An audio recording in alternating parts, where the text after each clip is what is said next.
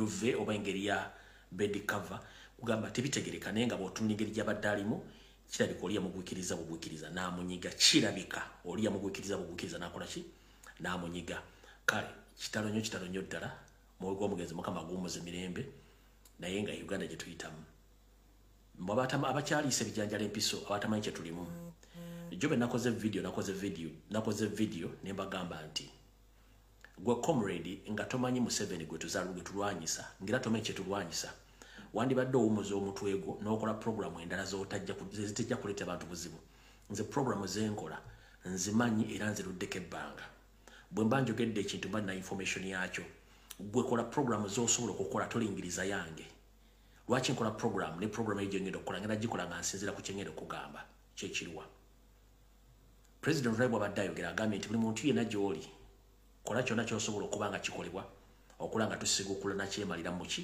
mu ntebe ya Uganda kola buli kyonna kisobola okukola kati nze bwe nzija nenkola program nengamba nti program ya leero oba program zengendo tandika okukola zigenda kuba za njawulo nnyo ku program eza bulijjo nenjogera information gwe nojja dilute mwana diffusing oba okoleraani olw'ensonga tukimanyi nti state yesinga okutya buli tuleeta program egenda okuleeta obuzibu mu ggwanga nga basindika ba comrade baje ba diffusing information bagiraduating information lwaki kubanga batya kankuwa ekyokulabirako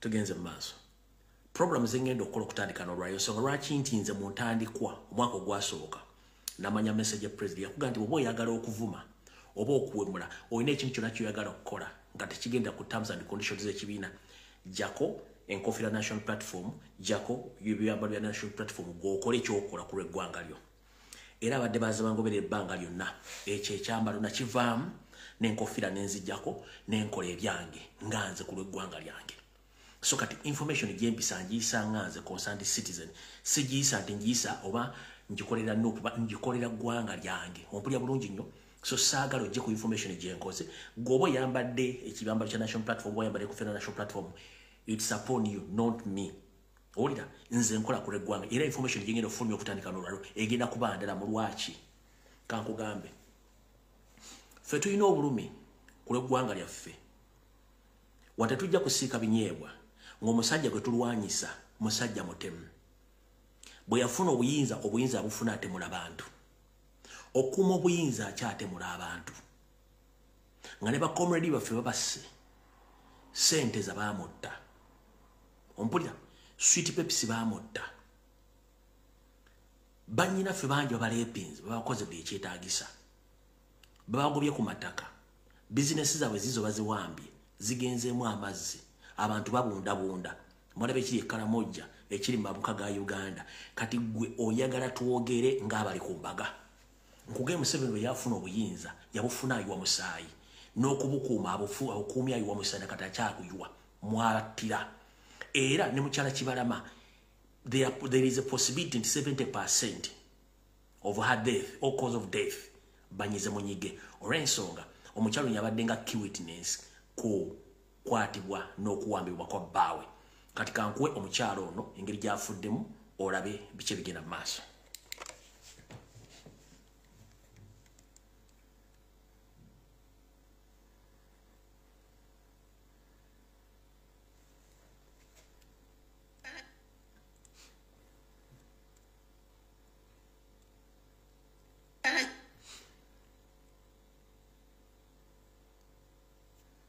bwate bamusanze mu makaagi ng'afudde naye kyenjagala osooka olabe njagala osooka otunula video eno okole photographic interpretation photographic interpretation kwe kusoma ebifaananyi nga bw'obiraba n'eddoboozi engeri gye lifulumyemu nga neighbor alyogera kati mu photographic interpretation njagala mukyala Kibalama ng'ali mu kibaafu bw'ati yabikkiddwako sirowooza nti omuntu eyagudde obugu mu kinabiro n'agwa ateekeddwa okuba nga agudde nga yeebisse essuuka oba yeebisse bed cover ekyo kizibu nkiddamu teri muntu agudde mu kinaabiro asobola kugwa mu kibaafu ng'eyeebase nga bamutaddeko essuuka obadde bed cover nkusomesa photographic interpretation mu kavidiyo kengenda okulaga olyoka okakasa nti bagamba nti twagala kukyusa ggwanga in any possible way mwe mulekerawo okwogera ebibozibozi bye mu by'ekisiru kuba temanyi buli mu bantu baliko ngenda kuzanyira ka video nkatadde ku mutimbagano ne mwenna bakalabye njagala mumbuulire omuntu agudde mu kinaabiro n'afa abeera ng'omukyalo ono ali mu kibaafu bw'ati bamutaddeko essuuka oba bed cover ng'era aninga gobanyize tewaliwo omwana bantu bulabe mulabye kati njagala olabe vidiyo eno naawe okole okunyonnyola okuko olyoka olabe Kibalama ono wa people power bawe yabula uyu yali mu kinaabiro ng'afudde bava muzuula kati wane seeta uyu afudde nkyala Kibalama bambi uyu mu kinaabiro gwe omuntu gola mu benseni eyo ng'aliko omulaba ng'aliko bed cover ziizo ng'ate abadde agenza abali mu kinaabiro uyu yeebase n'atali amubise essuuka n'oyo akibuuza kankuddiremu olabe ala Kibalama ono wa people power bawe yabula uyu yali mu kinaabiro ng'afudde bava muzuula kati wane seeta uyu afudde nkyala Kibalama bambi uyu mu kinaabiro uyu yeebase n'atali amubise essuuka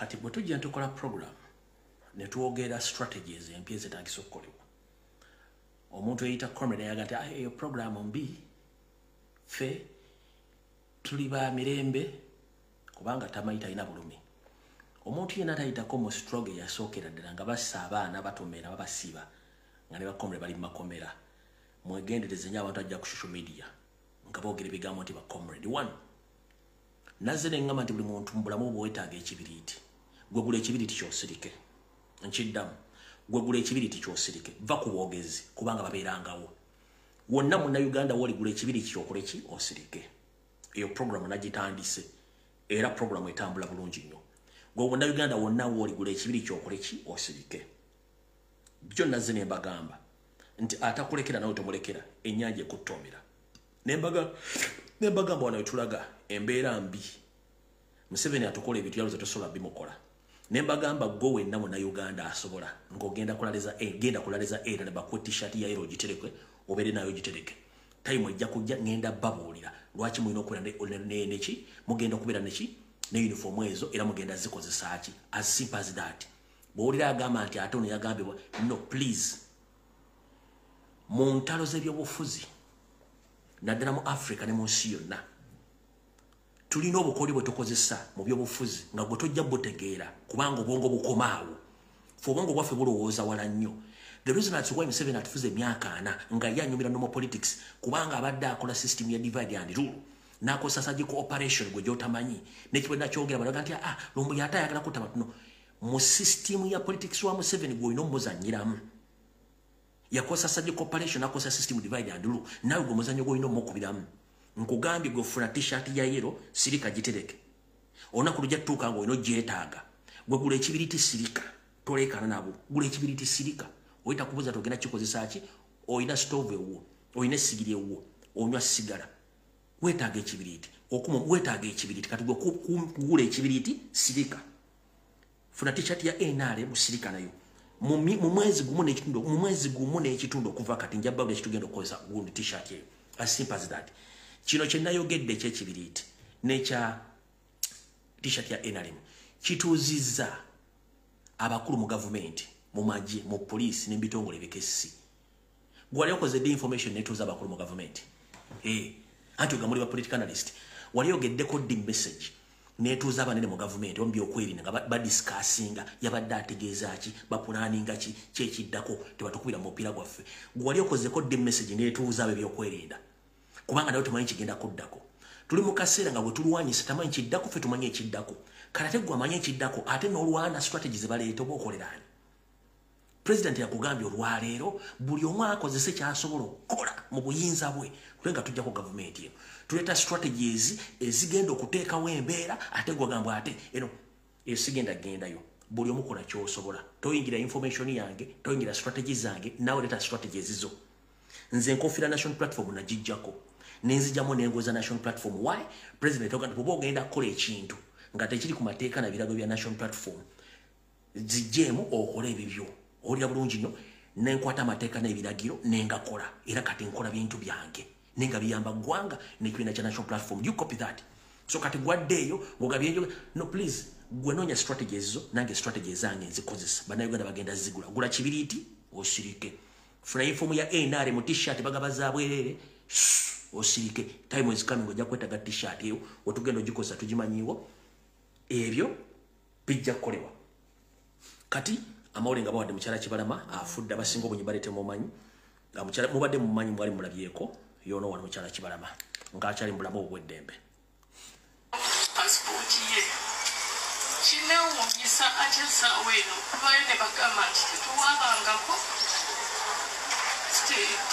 tetulina bye twalaga biraga nti abantu baffe baabuzibwawo nawaayo referensi zonna nagenda mu bifo ebyenjawulo nga ngenda mpaava okubuzibwawo kw'omwami wange nagenda ku CMINA nalipootinga ku poliisi we twasanga emmotoka nagenda ku CPS nagenda ekibuli kati kinewuunyisa era kinkwasa ennaku okulaba nti bagamba tetulina bukakafu bwonna era tetulina gye twawaaba nti abantu baffe baabuzibwawo nekinyiiza nze kennyini akatambi ke najja ku TV nga kerekodingi okuŋŋamba nti bo tebasobola kalaba teriyo mu nsi munatalaba akatambi kamwami Kibalama John Bosco nga Prime Minister akutegeeza nti amulina era okuva olwo nafuna essuubi era paka kati nze nkyabanja mwami Kibalama era okuva ku mukyala Nabanja kimanyi nti mwami Kibalama gyali era akyali mulamu era asigala mu banja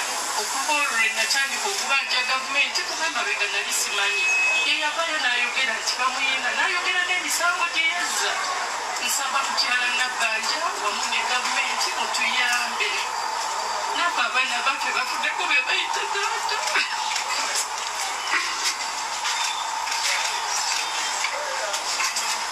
manya gange nze wasomozes baza wakiri so oluvannyuma lw'okuba nti omukyalo yabaddewo nga amanyi information ekwatagana ku mwami we ng'Emmanuel Museveni bw'akola taleka bujulizi mabega akawungeezi k'olwaleero Kibalama abamumanyi mumanyi sigenda kuzanya video ze asangiddwa nga nja kugamba nti bajja tukonfaamingira naye nze okusinziira nga bwe mmanyi omukyalo no banyize munyige asangiddwa mu kinaabiro ng'afudde naye ekikwewuunyisa bw'oba asangiddwa mu kinaabiro ate ng'ali mu kibaafu ng'omuto guli ku kibaafu waggulu abeekeddwako essuuka kitegeeza nti wadde omuntu ali mu nju yamunyize n'amala n'ayitamu kambaddemu ka video kano mulundi gumu. Kibalama ono wa People Power bawe yabula uyu yali mu kinaabiro ng'afudde bava muzuula kati waneseeta uyo afudde mukyala Kibalama bambi uyo mu kinaabiro uyo yeebase naye atali amubisa essuuka ayo naawe ndowooza otegedde kale awo tuvuddewo bwe tumala okuvaawo bitalo nnyo ddala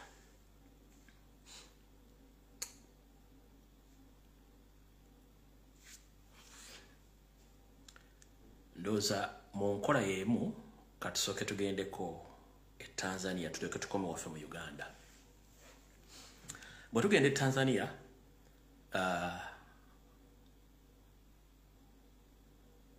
Surufu Samia olwaleero alayiridde mu balakisi y'amagye ne bamulayiza nga bagamba yafuna ebitundu 98 ku buli 100 obuloba balondeddwa naye ku bitundu 8 ku miliyoni 3 ez'abantu omukyalo bamulayiriza mu nkokutu mu balakisi y'amagye gye bakoledde emikolo gy'omulayiza ng'obukadde 31 obugenti bwamulonze tebuliiwo wabula takomyawo omukyalo ono ne ttiimu ye kigambibwa nti nga bwenze mbagamba nti amagye ga SFC gali mu kutugumbulira gakyatugumbula abantu wabula ekyennaku ekiriwo yensonga lwaki nnina ennaku bakomrade bwe mbanga nkoze video mutulekanga temumanyi bizibu byetulimu mwe temufiirwangako tofiirwangako wadde n'enkoko Museveni tattangako muntu wo nze banyiga omwana wange saagenda muziika before kunyiga omwana wange Fulunasa yatta anko wange gwe nandise tatango muto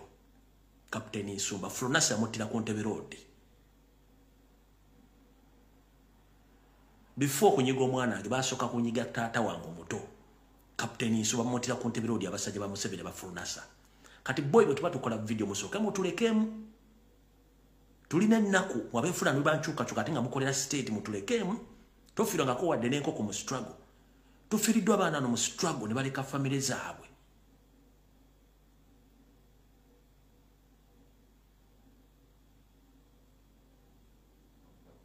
tudiringa n'abantu abatembe mutamanyi kino kankibuulira ensi ku magye Museveni ge yasindiseeyo ekisinga okwekwasa ennaku yasindiseeyo amagye ga SFC n'aga M23 nga balina bagenze balina name tags nga kuliko amanya ga Kiganda nga n'olulimi boogera Luganda okuyingira Tanzania nga bali mu kutta abantu basanjaga abantu. Imagine hate jateeka ku Baganda across the entire region of East Africa. Osindisa abasirikale bo secretly tags balina z'amanya Maganda boogera Luganda bali Tanzania bali mu kusanjaga abantu. Nga kikyogezako creatinga kitegeeza creatinga hatreds amongst the tribes in East Africa that other tribes in East Africa they must hate Uganda because they are the one who were sent to Tanzania to massacre Tanzanians. Those people were speaking Chiganda with the name tags of Baganda. So for you are still in that system of divide and rule and blackmailing Baganda. The same trick which is taking place in northern Uganda, the same trick which is taking place in South Sudan, the same trick which is taking place in Congo. You send your AM-23 into the Hamas to slaughter civilians in Congo, speaking Chiganda, camouflaging as Baganda, in Congo, in South Sudan. Now it is happening in Tanzania. The troops you're sending, they speak Chiganda, with the Chiganda tags, name tags, being slaughtered in Tanzanians innocently. Omwami ono kyeyakoze mu magye tabagege basindise yasindisa ba M23 sako n'aba SFC nga balina uniform za Uganda nenga amanya ga Kiganda boogera Luganda bibadde basanjaga abantu Tanzania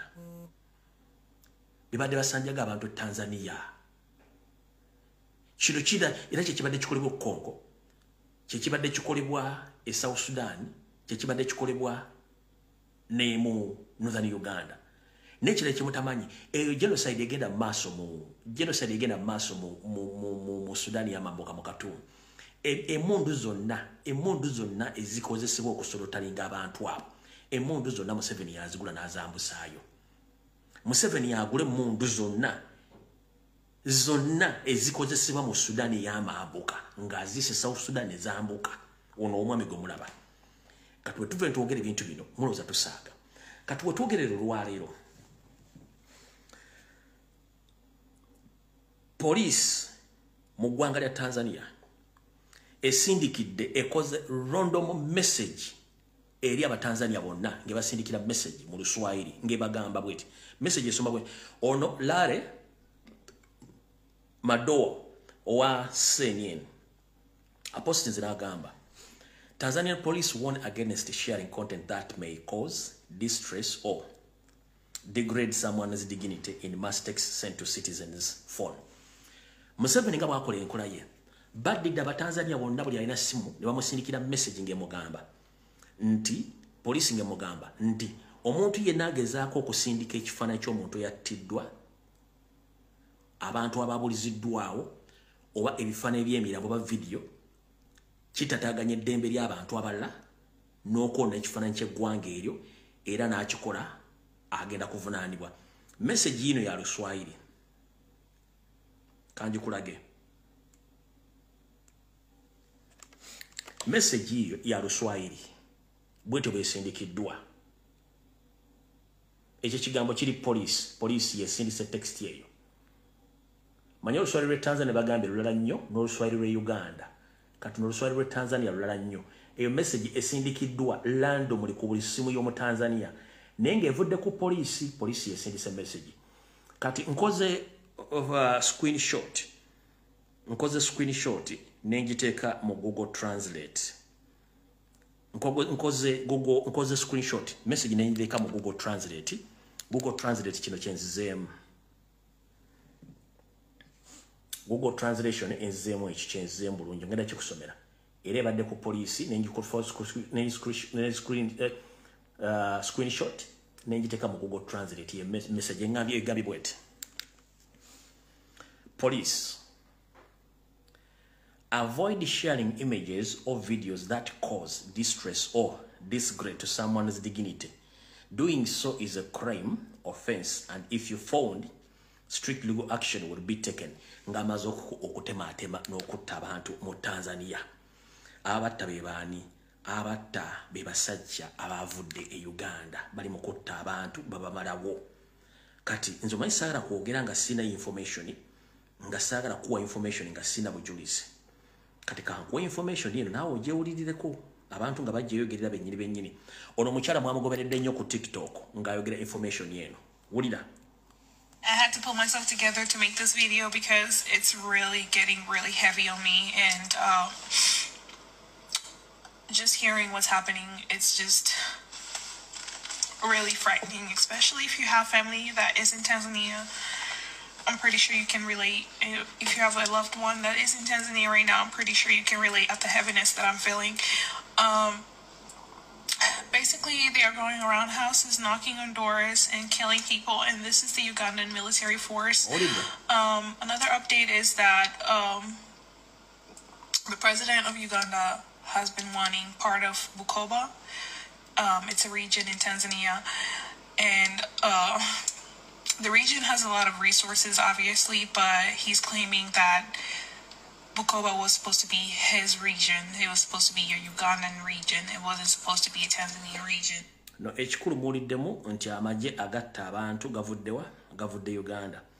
Waloka message akala ko kampi mukko ne kansoke buli bubiri ngira kuzanya kano. Bani yoko ni Mkuria. John Heche ni Mkuria. And right now he's already in custody. So in Mwanza, Sirari, Isbania, maeneo ya Bunda, okay, kuja hadi Tarime, it's already worse. Kule ninaambiwa watu wanauliwa vibaya. Na wale watu wanaowaua sio wa Tanzania. Ni watu ambao wamevalia mavazi ya kipolisi ya Tanzania lakini si wa Tanzania. Wene yako gambye, nono uno. As we have been saying for a few days now, we have been collecting evidence of the atrocities and the massacre that has happened in Tanzania. And despite the media blackout, human beings always find a way. And right now we are seeing the videos, the footage that is coming from Tanzania. And in very simple terms, it is a bloodbath. It is a massacre. And we cannot allow ourselves as Africans to accept such a thing happening in any country in Africa.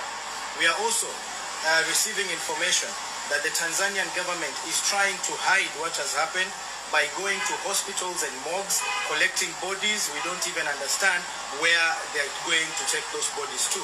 At the same time, they are moving across shops, those that are strategically positioned, collecting CCTV evidence. This is a very clear indication that they're trying to hide the atrocities that have been committed. We are saying, as Kenyans, as Africans, we cannot let this just pass like that. As Africans, we want to strongly condemn what has happened in Tanzania. All right. Ebyo nambe ulidde. Kati buno bakanjira busindikira bana Uganda. Nabagambye tetuli mu politics. We are under occupation. So the occupants are waked up now because they think their time is up. They have to fight to keep themselves inside there in Uganda and the other East African countries. So many countries like Kenya and Tanzania, they have been asleep. They have been asleep without knowing who exactly who is Museveni and his intentions. So as we speak right now, the Tanzanians, now they've tested who is Museveni exactly. And not Museveni only, because Museveni is using his brothers and sisters who were left behind in Tanzania to camouflage and to take over the leadership of those countries. So now it's high time Tanzanians, Kenyans to wake up before it's too late, because these people, they are trying to build their kingdom within the East Africa by planting their own people in those governments, in those countries to take over power. Right now, whatever is happening in Tanzania, it's not all about that Tanzania against Tanzanians. No, it's all about Museveni and his agents of Rwanda Tutsi origin who are now fighting to take over Tanzania, and Kenya the same. In Uganda, we are fighting occupation as you play for us, and we think we can defeat him, but other countries, they haven't known who is Museveni exactly and what he does. So that is exactly what is taking place. Every day people have been asking themselves that what happened in Rwanda, who was the masterminder, what happened in Congo, who was the masterminder, what is happening in South Sudan, who was the masterminder, what is happening in the Sudan, in the north, the Khartoum, Sudan, Khartoum, who's the masterminder is Museveni. What happened in Luwero is Museveni, and exactly what is taking place in Uganda on daily basis is Museveni, because for them they are good at killing. They don't negotiate with anyone.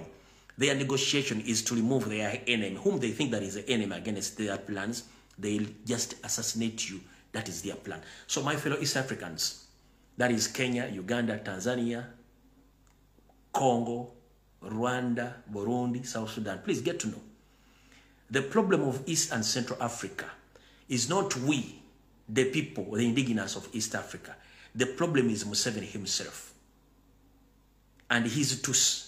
Brother and sister, they want to occupy East Africa by creating their own kingdom, whereby they're going to occupy each and everything belongs to the indigenous of East African countries. So his hub is Uganda, where he had milked almost finances to facilitate those moves in Rwanda, in Congo, in Sudan, in Kenya, now in Tanzania.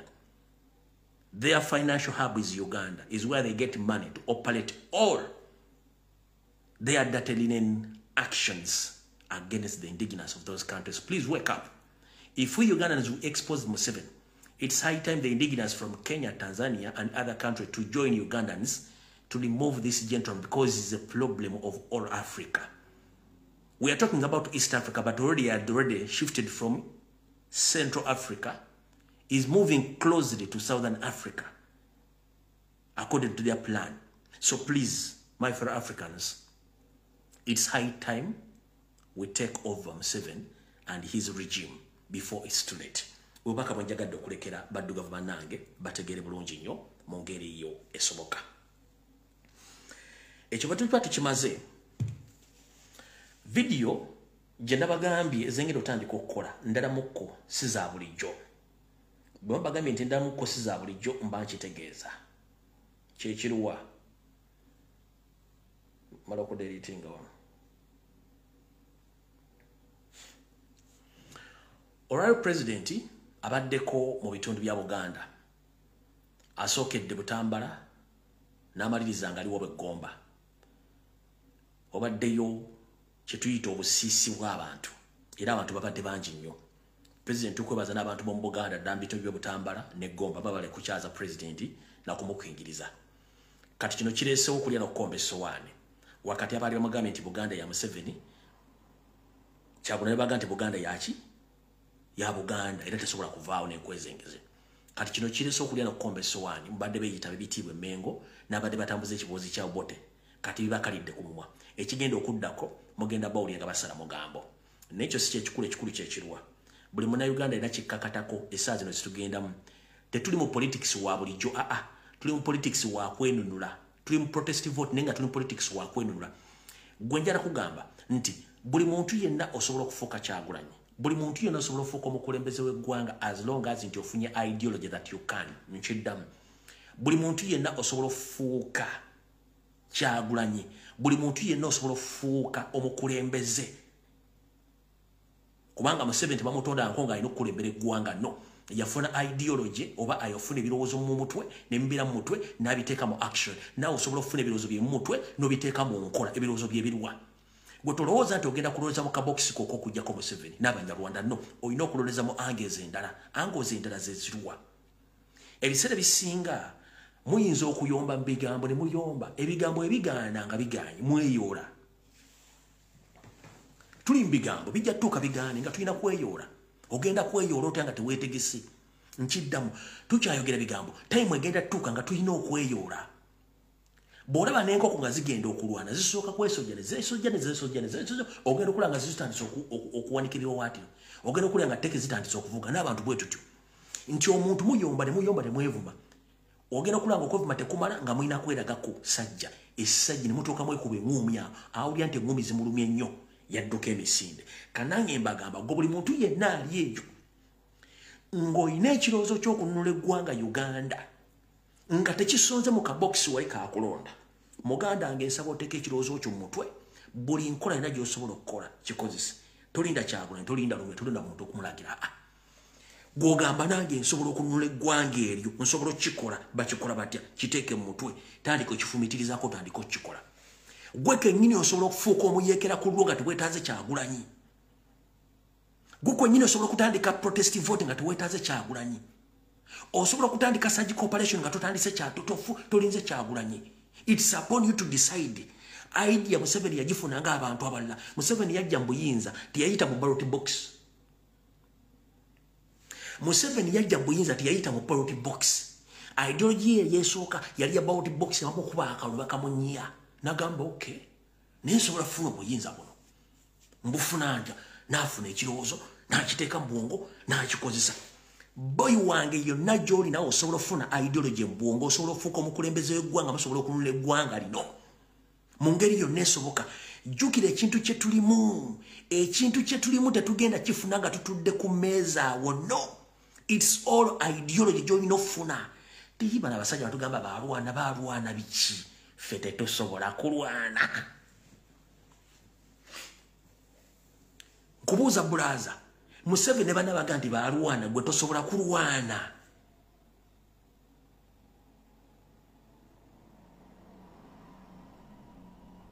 Museveni baamukuba akalulu yafuna 1%. Naye ng'alina ekirowoozo ekifuga eggwanga eryo. N'agamba no waliwo enkola endala n'akwata enkola endala eyo. Obuyinza bwamala obufuna n'asigala ku nkola y'emu. Ngenda kusigaza obuyinza buno nga nzita abantu nakati baakyatta olwaleero. Mumaze omu exposing nti si Munnayuganda. Kati ali more dangerous than ever before. Naye ate mmwe bannannyini nsi ye mugwira era akimanyi. Kati ideology gy'olina mu mutwe osobola ogiteeka mu nkola. Nga ffe tuvuga protest vote abeteeka okulwe bagenda okulonda nga president bw'atambuza message ne gwe ng'omuntu agamba nti ekimala kimala. Oteeka okutandika okulowooza ku kintu ekirala kye tuyita real struggle. Aba Vietnam bwe baali bagoba America mu Vietnam buli omu yaleeta strategy ye eyagoba baki eyagoba America mu Vietnam. Abayindi bwe baali bagoba Bangereza mu India baleeta strategy buli omu yaleeta strategy waliwo yaleeta strategy y'okusala ebyayi ku kkubo. Omuyindi yasala ebyayi mu India ensi yonna newunya ebyayi. Omuzungu yagamba tetugenda kufiira n'okukolera ne badduka emisinde. Ogwo omuze gukya balimu n'ogwokupama ku kkubo e India yali strategy yagoba Abazungu. Okitegeera buli omu osobola okuleeta strategy nti strategy esobola okukola okusinziira ku kyolaba. Kati buli munzo enkuduumira olina okubeera ng'oli muyeekera muve bino buli omu kati oli muyeekera. Buli omu osobola okuyeekera gavumenti ya Museveni in any way possible. Nkubuli gwosobola okufuuka omuyeekera yonna essaawa yonna ng'oyeekera ku lulwo. Teweetaaga Lumbuye, teweetaaga Kyagulanyi, teweetaaga Ssenyo, teweetaaga ani osobola okufuuka omuyeekera gwe kennyini. Wonna w'osinzira osobola okufuuka omuyeekera. Eyo omuntu agamba nze Lumbuye nkooye ebintu bino n'omugamba munnange oba okooye ideology gy'olina nti n'omugamba well and good go and implement that ideology. Go and implement that ideology. Abafunye bangi nnyo nga balina mugagenda ogi-implementing. Funa abantu basatu abalina the same ideology mugi-implementing ejja tukolera.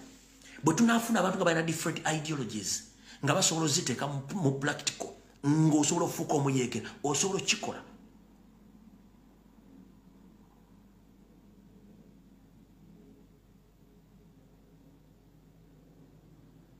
Waliwo wana ali mu kuseka mbu India kyenjogedde tekiriyo. Genda okinoonya it's on record nakati abayindi bakyapama ku kkuba bamu. Kaliko abasigalamu. Yali strategy bapamira India yonna bagipamamu ebyayi bagisalamu ebyayi. ebyali bisukka okuwunya abazungu bagamba tujja kufiirawo ne badduka.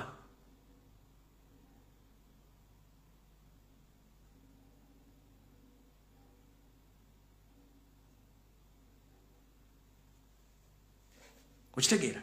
So eyo message njagala gikutegeeza ogitegeere bulungi ekukke mu bwongo. Lwaki nkugamba ebigambo bino? Njagala ompulirize bulungi nnyo. Bwe nkugamba nti gobattira omuntu wo ng'okimwe batta omuntu wo, ogenda kufuna ati obwenkanya ku muntu gwe baakottira. Gwe njagala ofune ideology endala implementing.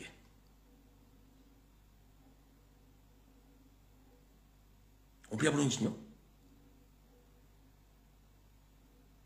Gwe baatwalako ettaka lyo nolema ofuna justice, olina ofuna ideology endala naye ogiimplementing.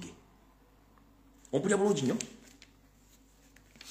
Gwe baayokera bizinensi ye ne bizinensi yo neegendamu amazzi, obunyiivu obugatte ofune ideology ogiimplementing ng'egenda kuyamba kujjako Museveni n'abantu abalala. Ideology yeemu, waliwo abantu abali mu comfort zone. Ne mu nsi yonna ababeera mu comfort zone gye bali, naye waliwo embeera ebaleetera okubajja mu comfort zone. Bibaani mubafuule uncomfortable. Nkiddamu, abantu bangi beefula nti bali comfortable we bali, but mu strategies olina okukola mulina okumakinga sure nga abantu bano bali mu comfort zone mubafuula uncomfortable. Baveeyo. Abasuuzi bali mu comfort zone, Mukama n'abaleetera ekyajabu, bavudde mu comfort zone, they can speak now as if ntubadde tebalaba. So strategies zino zegenda nti omuntu obanga ali comfortable mu Uganda, mufune strategy ezibafuula uncomfortable bajje mu struggle. Nkiddamu kati Museveni yajja mu buyinza ng'akozesa strategy etali ya kalulu. Era Museveni teyajjanga mununuzi. Museveni came as a terrorist. Wadde yeeyita rebel. Nkiddamu gwe comrade, Museveni teyajjanga freedom fighter. Museveni yajjanga terrorist. Wadde yakifuula nti yali rebel. Go and check the history of Fronasa. The history of Fronasa, that is a terrorist group which formed by Museveni. After he nicknamed himself as a rebel, which rebel group was NRA, which turned to be NRA, which rebel group was NRA, National Resistance Army, later changed to National Resistance Movement right now. Bagenda bakyusa bukyusa. Kati muganda wange, bwabanga Museveni terrorist yasobola okukolesa obutujju bwe n'atwala obuyinza abulemeddemu ng'akozesa butujju, ng'osuubidde bw'otaamenke, osuubidde nti ogenda kukolawo ekyenjawulo. Jukira betwagala okumenkera, bano abantu si bannansi bakimanyi, era essala basobola okudduka. Muganda wange nkugambye nti obuyinza Museveni bw'alina yabufunanga butujju. Gwe ki ekikulooleza mu bwomenka kimenya mateeka? Nkubuuza. Museveni yajja mu Uganda nga mutujju okutandika Fronasa. Bw'amala okufuuka omutujju n'ateekawo ekibiina ky'abayekera ekiyitibwa NRA. Nekitta abantu. Bw'awangula nakifuula National Resistance Movement. Kati ekiriwo nakyo kikyatta abantu. Era obuyinza tayagala buta. Gwe yala kuŋŋamba nti ffe abalina ideology nza tuli bakyamu nnyo okusinga Museveni eyali omutujju nakati akyali mutujju. Nkubuuza, Museveni is a terrorist. He was and is still a terrorist. So how do we deal with a terrorist?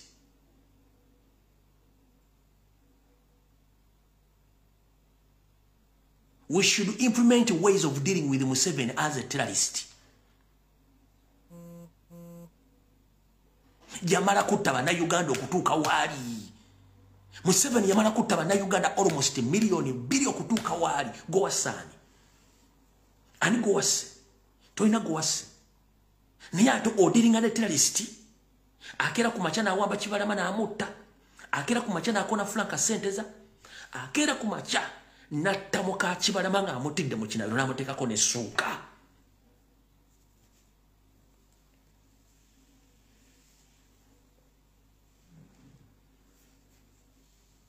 Akeera ku makya n'aseetinga kkoni n'asala abantu.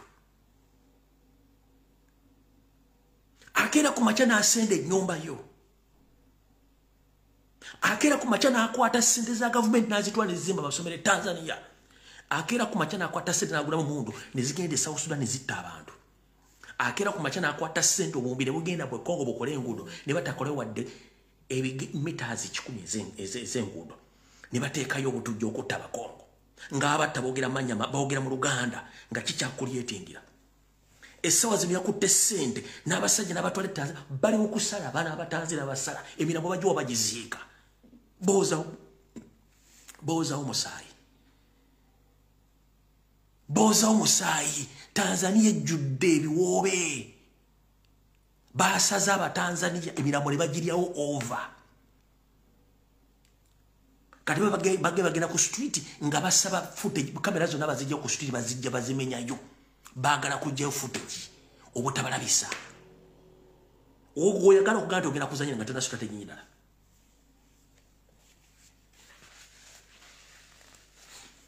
Lita nabo Kenya bamutomere motoka polisi yatomera Lita nabo Kenya. Ne bamala ne basala kamera ne bazijja ko footage. Lita nabo Kenya yafunye obwenkanya. Sente za yafunye obwenkanya. Bakuba sweet Pepsi emigo musajja wattu. Ne gulinize za muri musaini zimuvamo so sweet Pepsi na afa.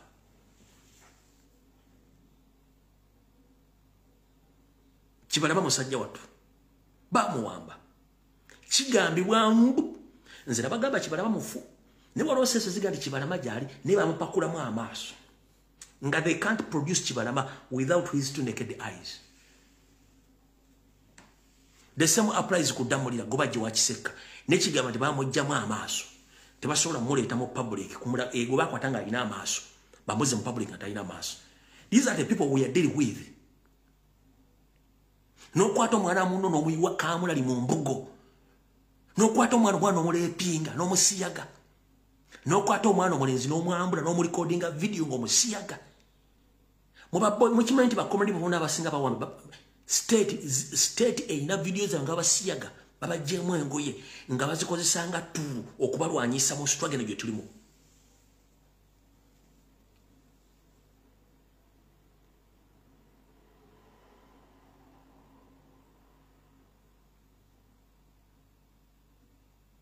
Gwasinike ebinyo mwera we are so peaceful nja amugulu batanga abasajja balugwana ne babafumba mu ntawone baliyisa abantu beggulu. No kwata omwana wa muno no mulisa no mufumba no mulisa muntu munne ne batakomaawo ne bajja ku kyalo ne bazinga ke ekyalo buli mukazi ye no mukulu ne bamwambula n'abaana baabo bawala ne bakolako ogwa Sodoma ne Gomora ng'abaana baabo balaba. Gwokimache kitegeeza omusajja najja n'akwata maama wo n'amugjamu engoye gw'omwana omuwala ng'olaba n'akalakata nnyoko ng'olaba.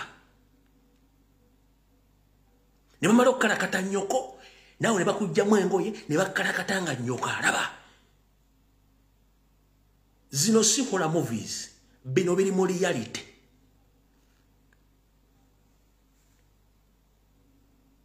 Ne bakwata abasajja ne babasiyaga ng'ensi eraba.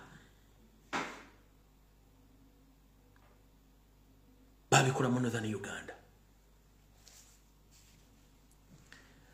Gomanche kitegeeza omukazi omukulu azaala omwana omuwala bamuyumwambulamu engo bamukalakata ng'omwana we alaba. Ne bamala maama ne bakwata omwana omuwala bamukalakata nga ne nnyina alaba awumisa nattuku. Maama waagezaako okwekya kyangu omuntu omubona papa bamukuba kopa bamugjawo. Okimanyi kitegeeza ggwe. Ne bakwata abaana abalenzi ne babasiyaga.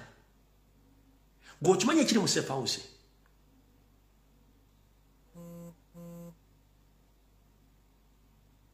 Omanyi ekibira mu safe house.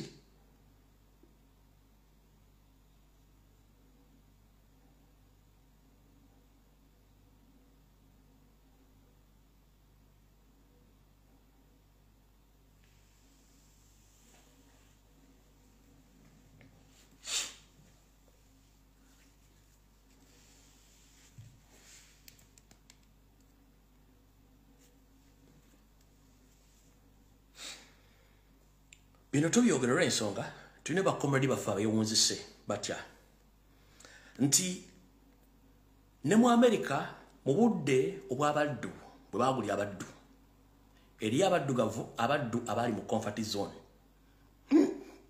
ng'amanyi tebasobola kuva mu budde obwo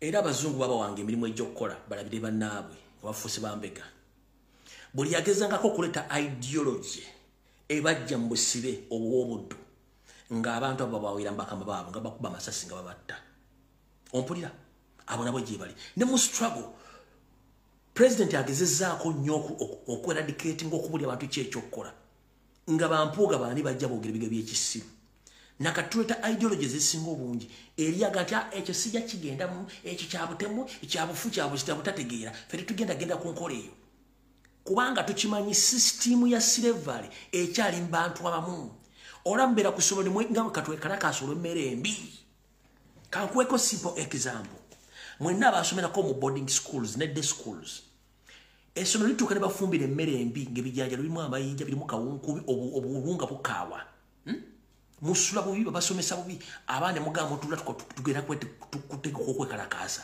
ne mutula bulungi ne mutandika tugenda kwekalakaasa saabwe ziti buba temunneekalakaasa headmaster ne poliisi nga basazeeko nti mugenda kwekalakaasa twategedde okitegera bulungi nnyo nga babawadde be baali bantu abadde mu meeting yammwe bwe banga mu masomero gyebiri ne mu politics mwebiri ne mu slavery byalimu naye kyatwala obuvumu eri abantu abakola obuvumu okulanga balonda bannabwe mu busibe waliwo omukyalo ono bamuyita tapman omukyalo oyo mulaba kino kyekifaananyi kye origino bamuyita tapman oyo mukyala bwekyala tapman genda ku YouTube genda ku Wikipedia genda ku Google oteeke omukyala gwe bayita tapman mukyala bukyala ono tapman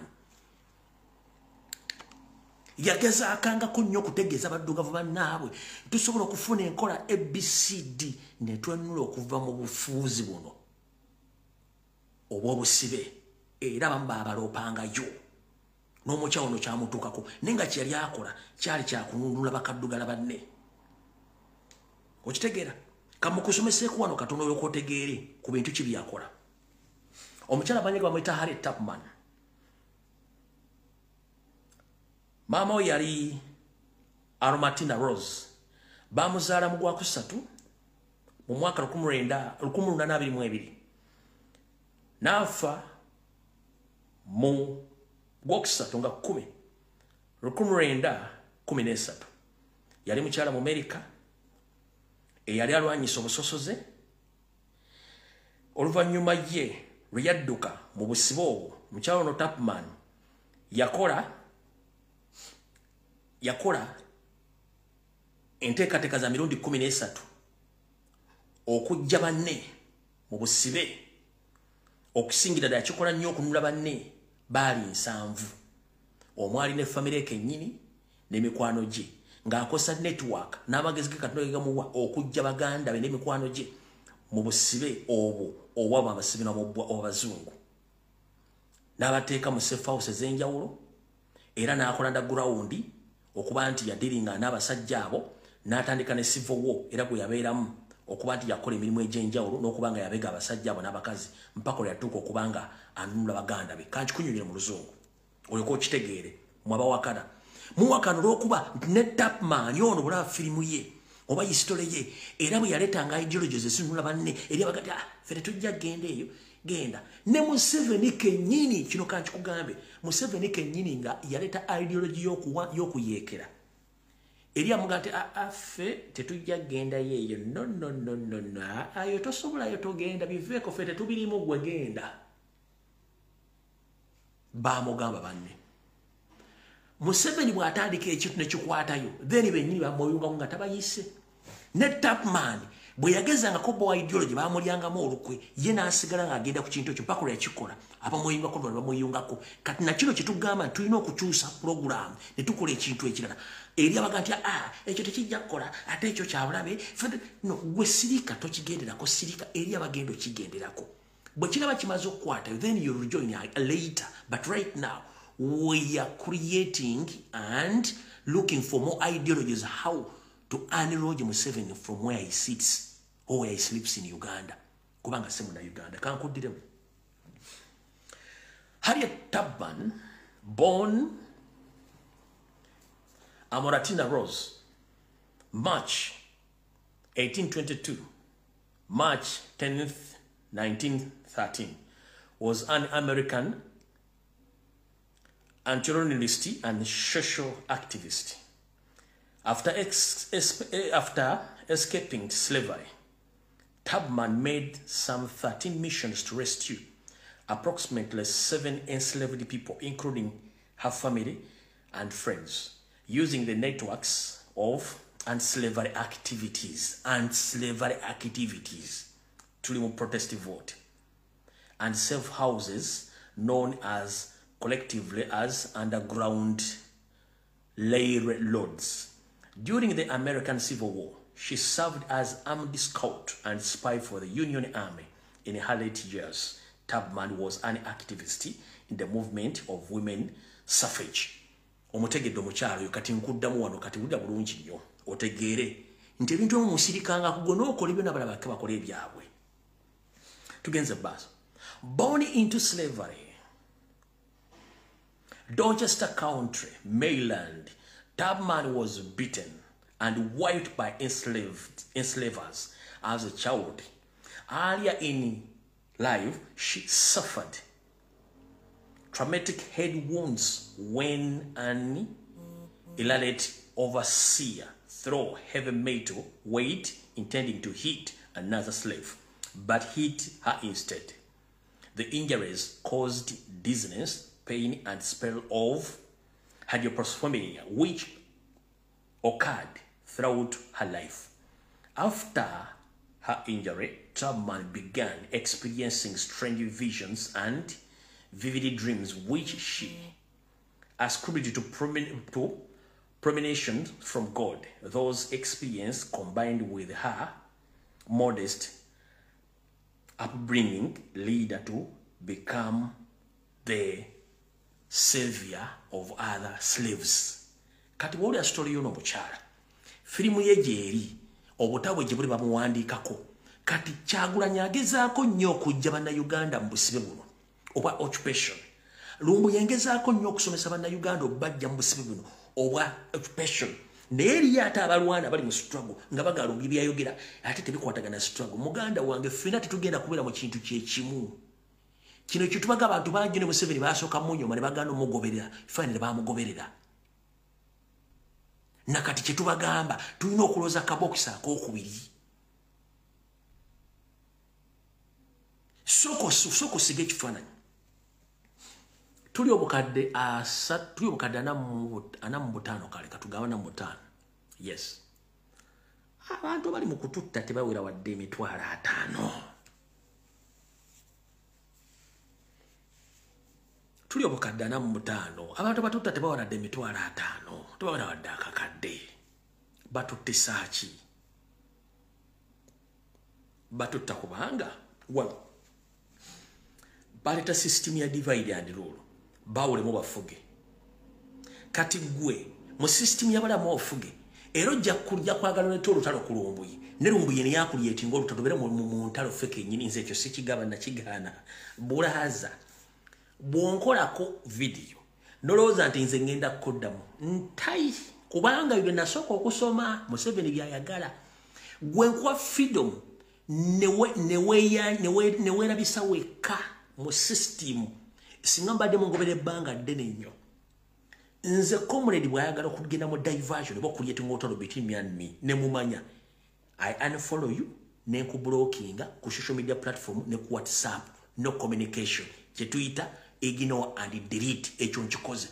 So gwe bw'okola olutalo kunze sigenda ddu kutwalira kubanga mba ngenda sigenda kwawukana Museveni kyateekawo kya divide and rule. Bwe tuba tuli mu kakebeke kamu ng'enseenene lwaki tulwanagana bwe tulwana ani afunamu.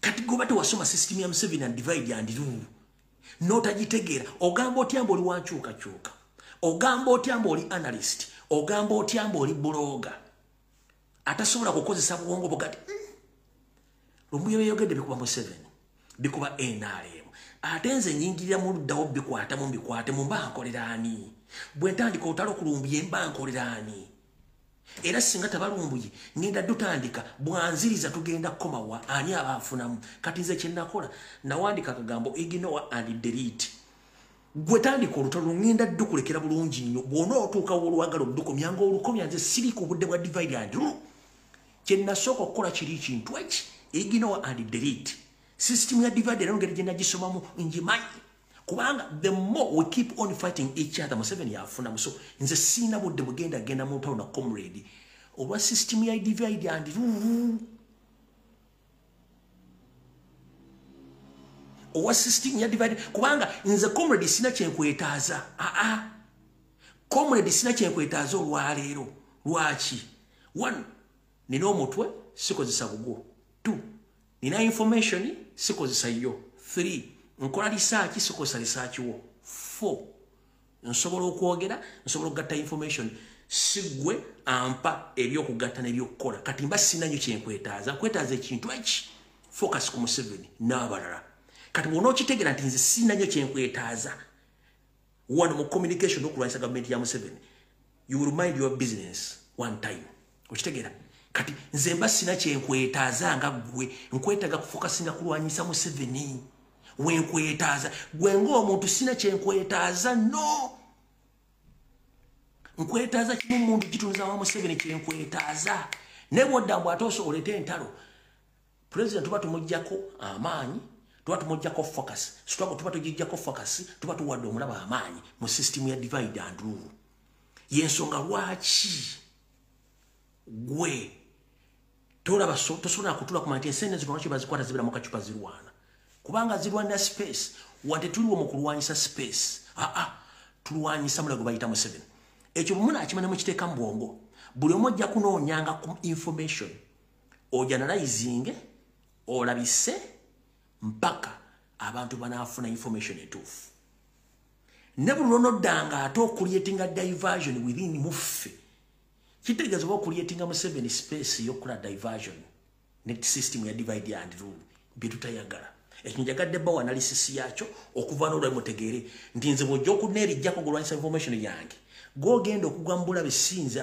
nze nasoma ebintu bino bimanyi bulungi nnyo 1 manyani yani ono alowooza atya ono alwanyisa space alwanyisa information oli ayagala space nze sirwanyisa space sirwanira space sirwanyisa information sirwanira information kyovuna nti bwenkola information nga waliwo comedy yagikoze eyo njibuuka nengenda ku kirala abaluddeko nga mumanyi ekyo nkikoze era ontugada bombuuza gundi yakoze information eno giramuga sigimanyiiko wabula gitwale nga bwe yagyogedde kubanga eyo yiye nga ye ekyo kyoze nkibagamba sisobola kuwaka era bombuuza ti gundi eyo information gyafulumiza yabadde research ne information gitwale nga bwagikuwadde bwe ntyo mbagamba abantu bonna bonna bo kubanga nina ekizibu kimu kyekiriwa manyi kye bayita okunoonya information manyi kye bayita okwanalazinga information manyi kyetwala ssente kyetwala time kitwala n'obuvumu mwena muyina amasimu kumwe mwena bameka bayinza okukola video nga zino on a daily basis weekly basis monthly basis ng'otaddeyo ekyenkyongo oyogera bameka kati omuntu akwata essimu n'agyetunuzaamu n'alumba Nnyando Yosofeeri ne sisitimu ye muwe ekitiibwa ne bwankolako damage muleka kubanga mumanya nti ayinza okuba somewhere ali infiltrated bamuyingiramu kati gwoga nti ze nkozesa nnyo omutwe gwange sikozesa mutwe gwa mulala gwoba okyalina time bakozesa omutwe gwo muganda wange weeterezi tebapangisa mutwe gwo mu struggle tebapangisa mutwe gwo olina kukozesa mutwe gwo walita mu struggle kyenja okugamba yesobola kimulina okwetereza ennyo gwaga nti ogenda kulwanira Lumbuye mu information ne bona ogenda okuloga tojja kunsobola kubanga nze byensiba mbirudde emyaka 25 bimanyi ojja kumala biseera kati kitegedde bulungi nnyo bwe bamaze kikunyonyola ekyo katugende ku nsonga endala yatuleese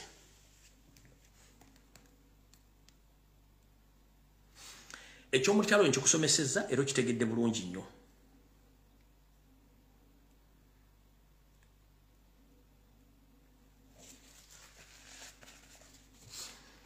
kati olwokuba nti NRM eri mu kuzunga nga basigaza kimu kyakubba kallo ntegezeddwako nti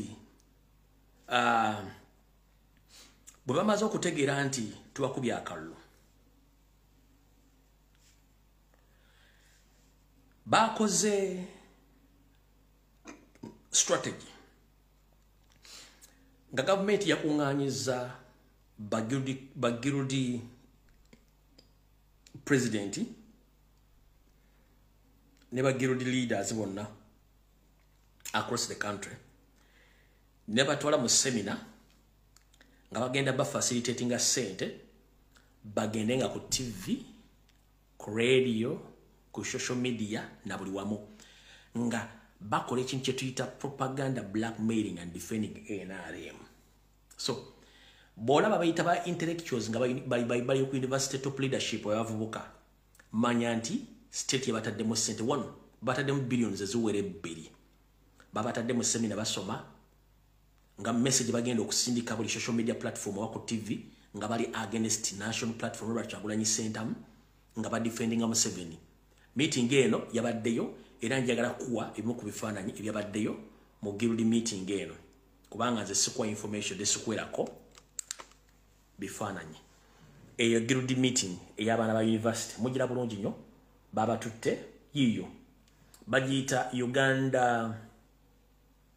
Uganda National Students Association Council of Guilds yiyo mwenna abamanyi abavubuka bano gye batuula babona babasinkanyiza bonna babo bakulembeze ku university ez'enjawulo eno project egenda kujja ku social media ku TV ku radio nga batandika okudiisinga okublackmailinga nga badefendinga Museveni ne NRM nga bavuma Robert Kyagulanyi Center bonna baabo ne mufuta jinja mufuna kasita mbategeza ngo budde bukyali wano kalabika bulungi. Wait a minute. Bagita, the Uganda National Students Association, Bagita, Uganda National Students Association, 35th Inter-Guild Council theme. Bebano wano, babatadde mu warehouse gye basomeseza gye bagenda okukolera omulimu ogwo bala bulungi nnyo abagirdi president wa university ez'enjawulo ne council zaabwe gye bagenda okukolera emirimu egyo oluvannyuma lwaki bagenda kikola 1 babloga balemeddwa ba YouTuber balemeddwa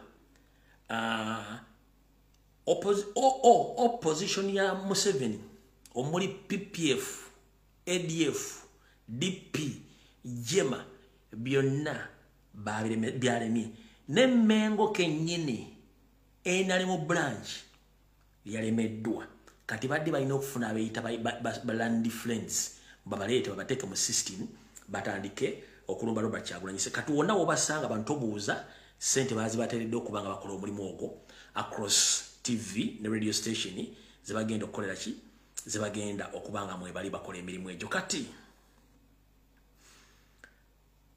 olunaku olwaleero biri bya Tanzania kambijjemu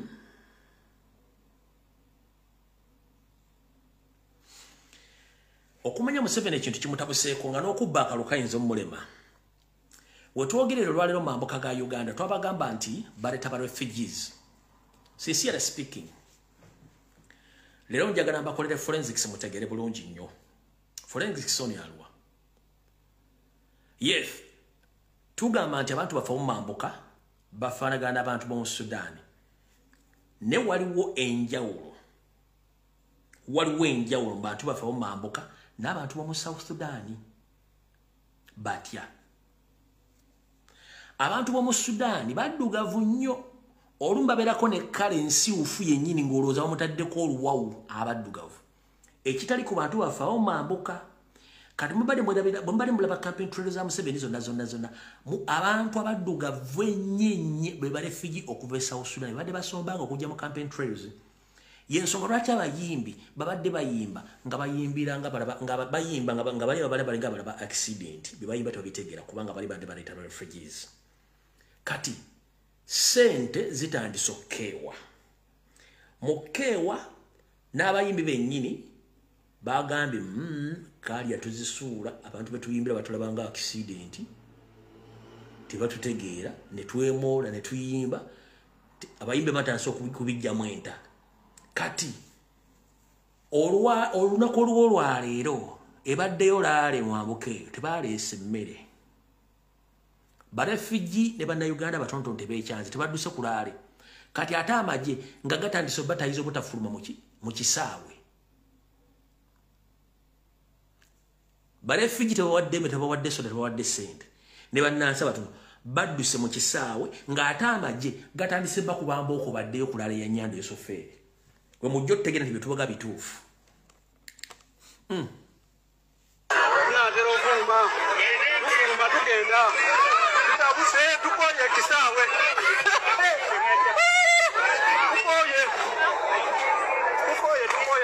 tukoye akatugende tunadanga presidenti tugenze tolese byakulya leero presidenti tugenze ekyanje ebyokulya tolese tugenze ne tishati ebyokulya oganye oleeza tugenze atugende ebyokulya biganye katumale gagenda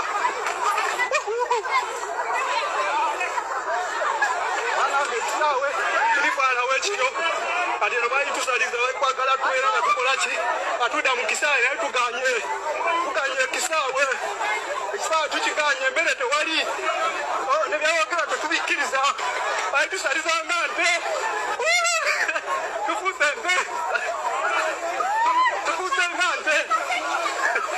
nga nte alange tiri mu kisaawe eno tufuuse nga nte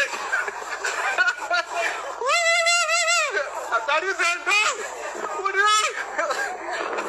tuganye hakuna tukiganye eri mmere mwitukalubiza bwerere ekisaawe tukiganye kati kidduke abantu babulira ekisaawe nga pulezidenti atuuse kyewunyisa baana nga bagamba bwagala naye bamudduse bagambye nedda eno kirabika roboti si muntu tubadduse mu kisaawe ekisaawe kigenda kala ojogera ekisaawe kigenda kala ekisaawe kigenda kala gwe mwana wange olowooza byakusaaga naye nga bavuddeyo ne yero yaabwe yero bavuddeyo nayo enjogerera embeera nzibu wano mu katundu k'ennabiratuuku k'enkalamojja embeera emukyankalamu kembagenda badira naye ng'embeera ekyali mbuzibu nnyo bannange kati eno Kalamoja Kyagulanyi yabadde n'akuba nga talina gwanywesezza naye kati ono correspondent omusasi waffe omusasi waffe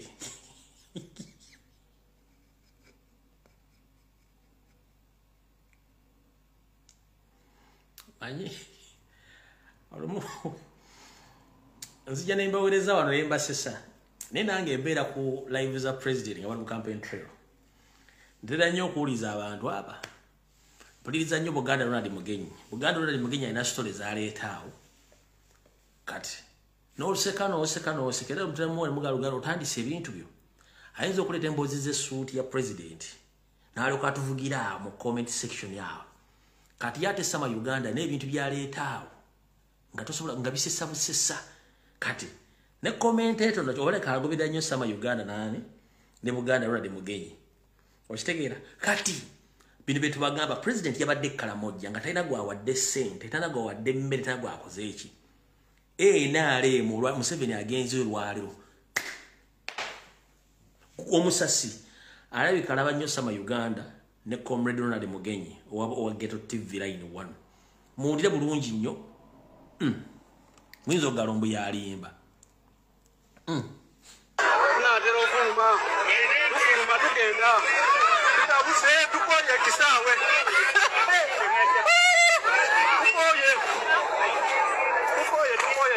tukoye akatugende tunadanga presidenti tugenze tolese byakulya leero presidenti tugenze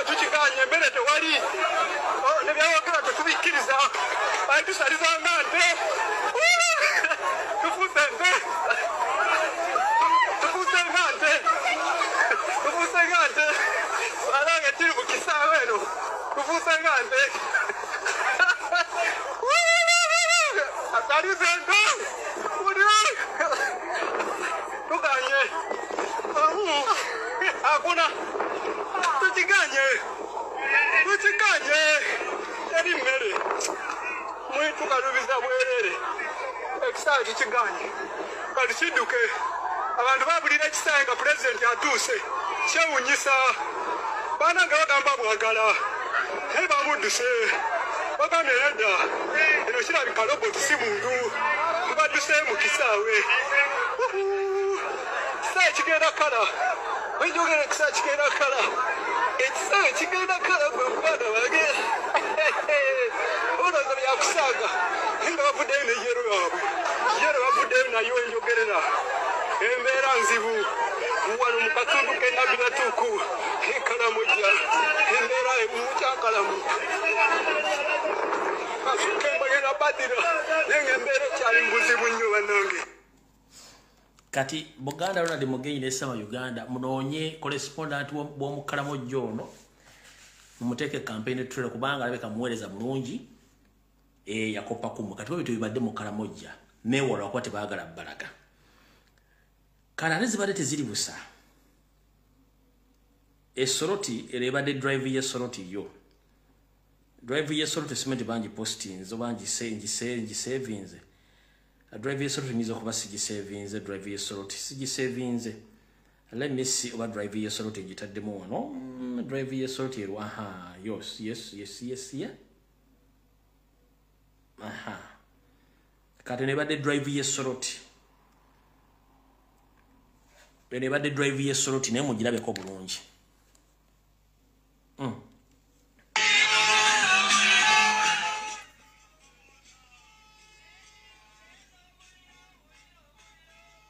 drive y'esoroti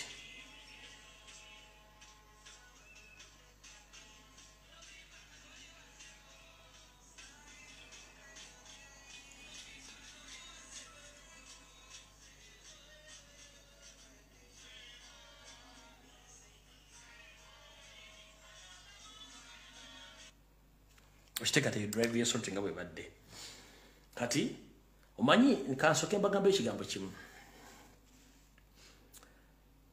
buli lwokola video eno olina omuntu gw'oyigiriza by'oyogera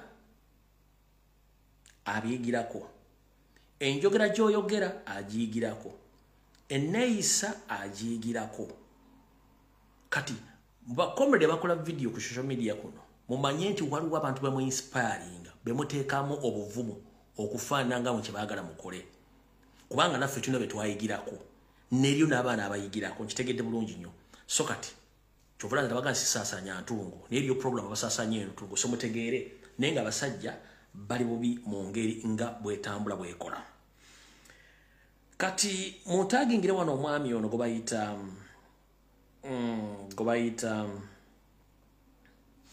Odongoto, I have your message. I think 2 days back, I think it was on Saturday. I need to be collected. I don't think it was on Saturday. But I think it was a weekend political program, which program was attended with so many opposition figures and NRM agents, including you. I think it's the same program where General Secretary Rusu Longoya attended, where he exposed Mpugamana, and I think you are the one in the attendance.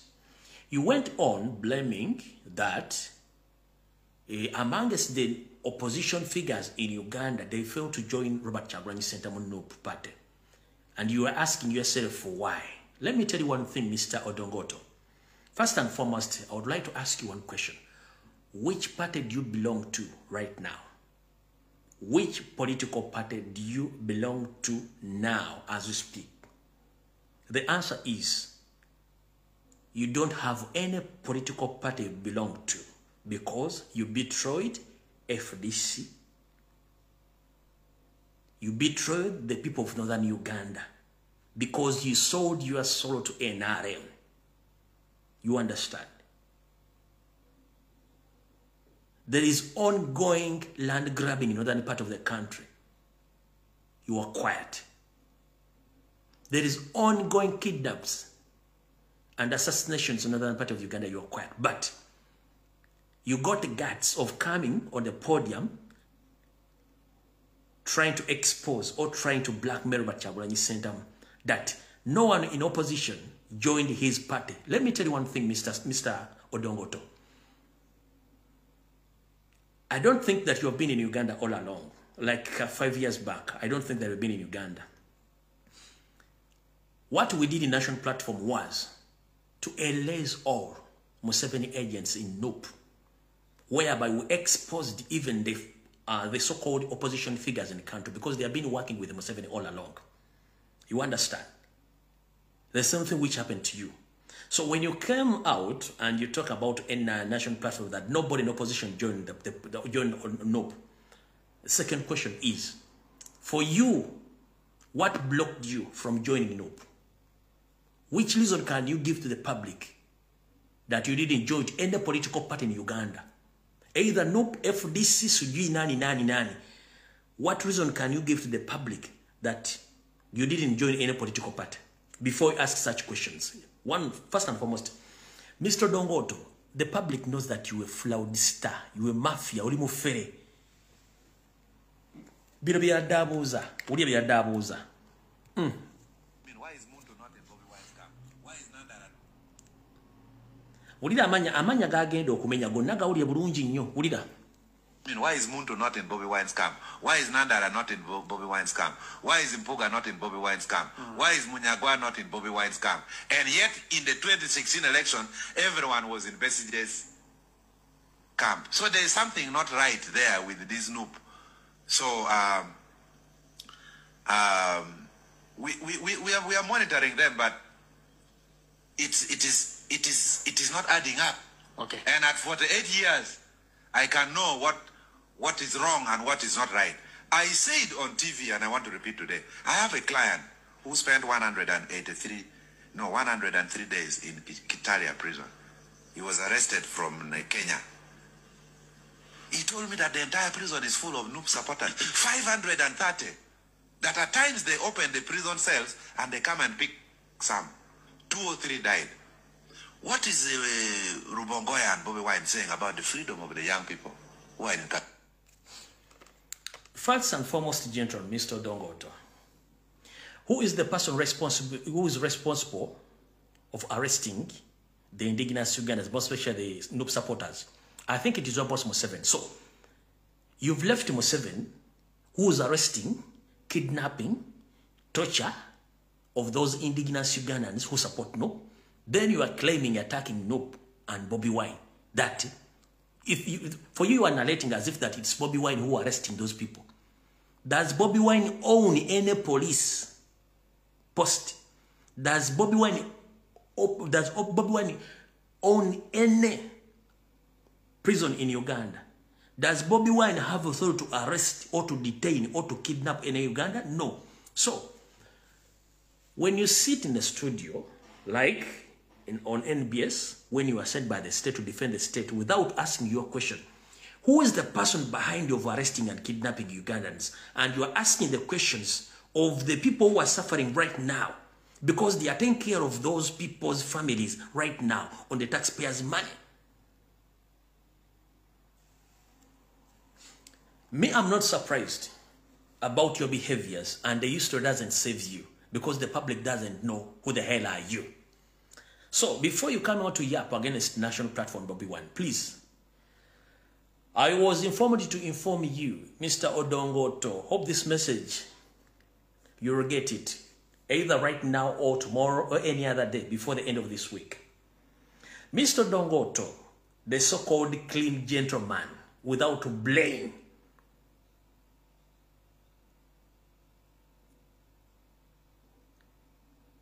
Museveni gave you money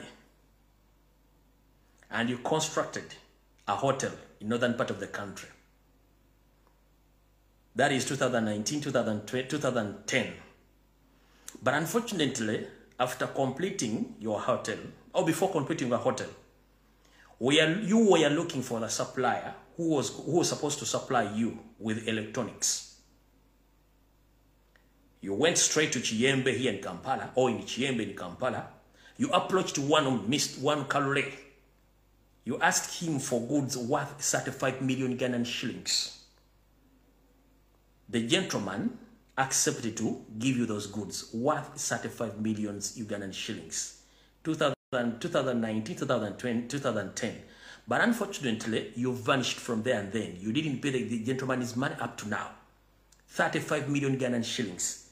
The gentleman now is bankrupt because of you. So, how dare you stand on national television? You start questioning. People are fighting for freedom. And at the same time, for you, you are defending the government, which is full of conmen like you. Because you know, the moment the government is overthrown, you are going to be answerable for some flawed charges. Gomufere, don't go to. Echiwakiza government ya kubanga oli mufere. Njagadde okuyisa message no mu Luzungu olutegere. Mpise ono Oluganda bulumanyi. Odongoto wafuna sente mu NRM zebakuwa okwelabira baganda mu Northern Uganda ebizibya Northern Uganda nozimba hoteli Mambuka mu 2010. Bomalo gizimba alina okuteekamu ebintu by'amasanyalaze omuli waya, cables, amataala n'ebintu ebirala.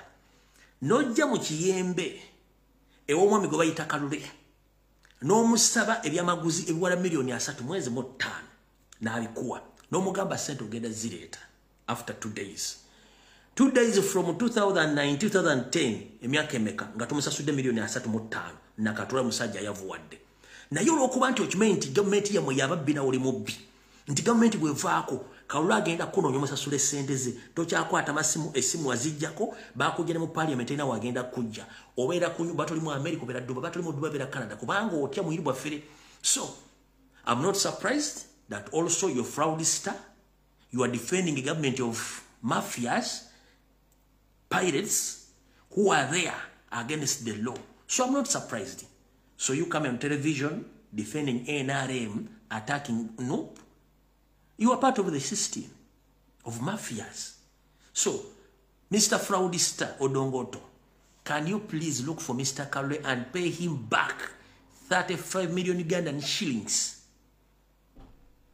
which you didn't pay, of the goods which you received from him in Chiyembe. Yensongola ky'abantu bano bonna balwanira government kubanga babbi. Yazimba hoteli nga yagala musupplying amasanyalaze najja mu Kiyembe mu dduka l'omusajja namusupplying ebintu mwami Kalule million 3 mwezi mutatazimuwanga. Kati bwoba 2010 ng'omusajja mu ebintu million 3 mu 5 setemeka katika sawa zino calendar ziba setemeka ezo million 3 mu 5 ku biseera zali sente nyingi nnyo. Zali sente nyingi nnyo.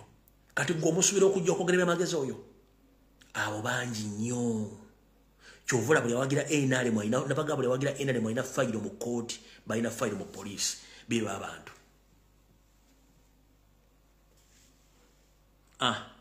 Ronald Disempo gaga bagiyita signature hotel eyo Dongoto. Well and good ne hotel ilo bagimanyi bagiyita signature hotel ye hotel ya Dongoto. Kati signature hotel ebyamasanyalaze byonna ebirimu bya mwami Kalule mu Kiyembe embweno yagano musasula sente ze.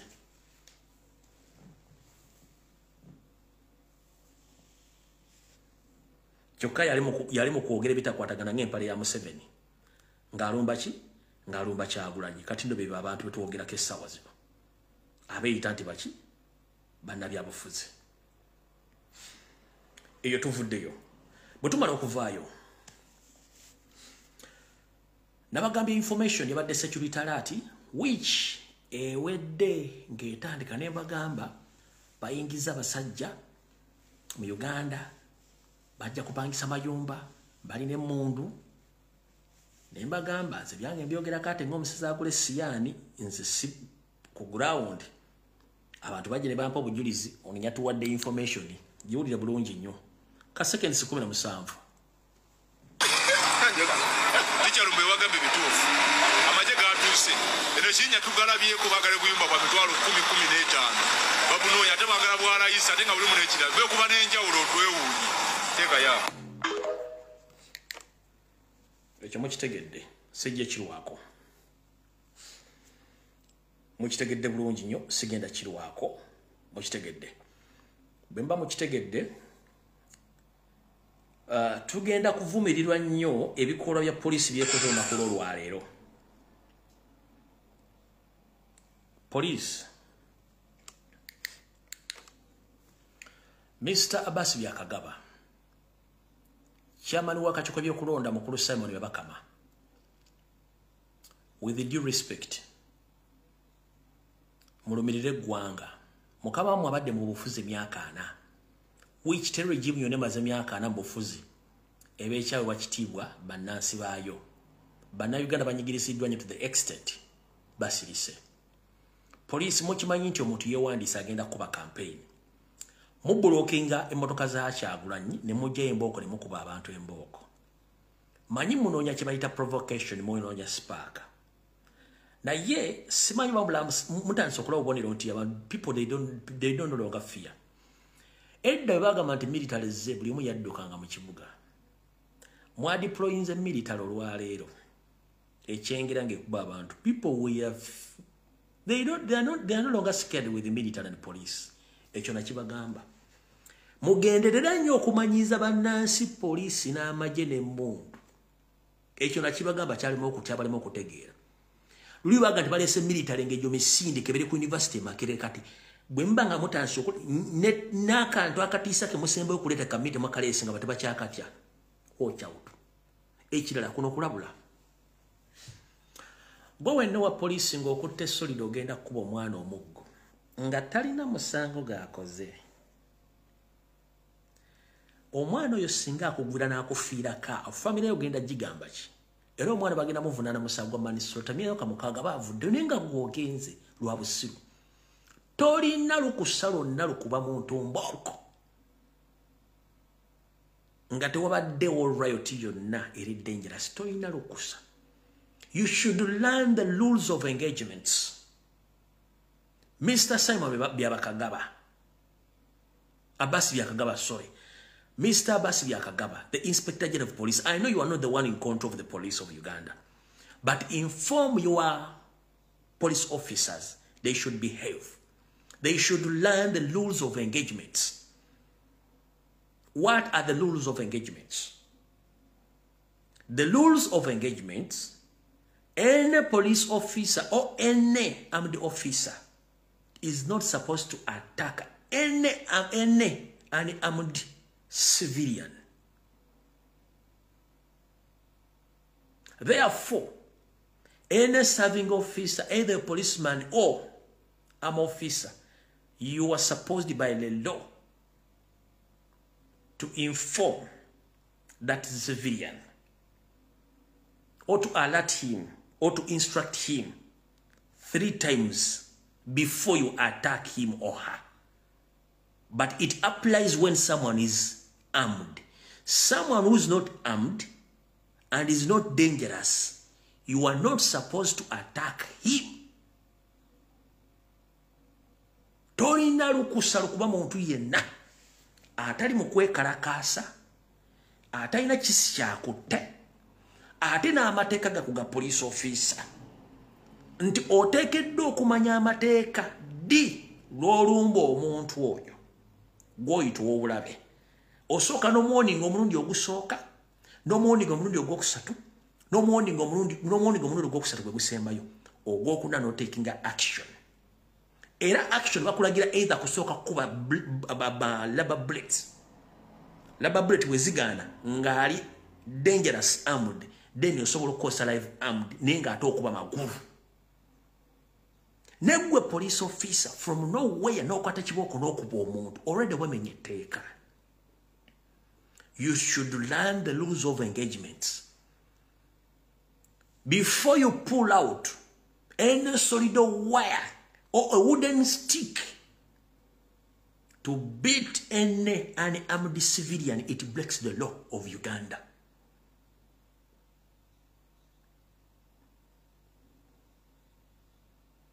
That provocation will result into case.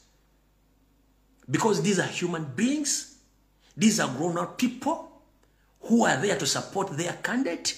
But for you, unlawfully pulling out those solid wires, beating civilians, unarmed civilians, it is against the law. Any slight mistake, you might beat someone and you end up being beaten in reply. Or in any self-defense move. Siwa polisi siba somesa wala siri kubasomesa naye mbagamba kimukola kimenya mateeka. Okuba omuntu yennanga talina kisi kyonna, talina kyakoze, omusajja asobola okukuba ejjinja ku mutwe n'ofa ne bakuziika mu self-defense. Nze siri wano kusomesa polisi oba kusomesa w'amagye, wabula amateeka amawandiike mu constitution weegali.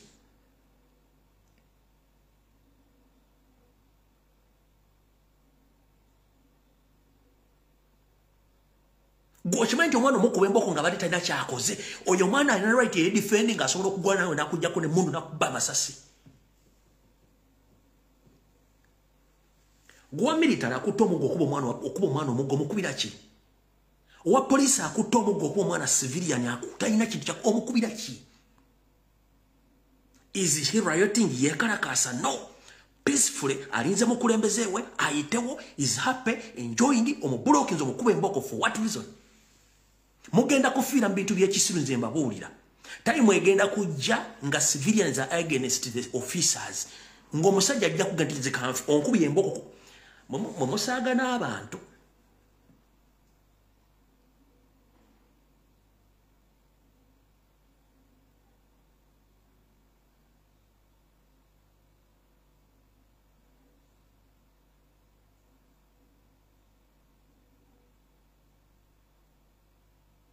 Teri musirikale ali above the law.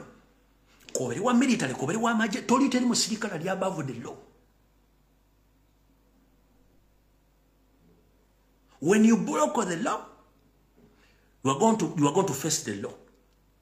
If you attack someone unlawful, that person has a right to defend himself or herself.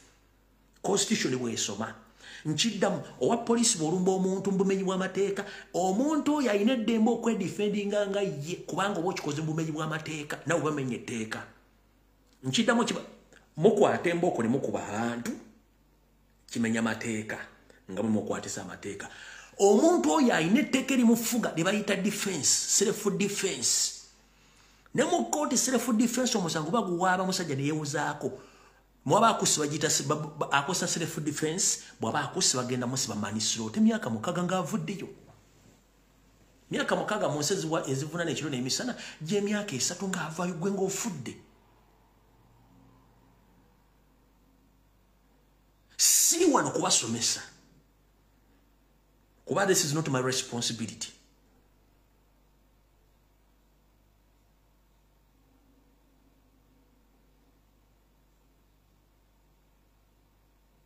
Omuntu atambula peacefully candidate wajja okutta emboko mukuba emboko azifu.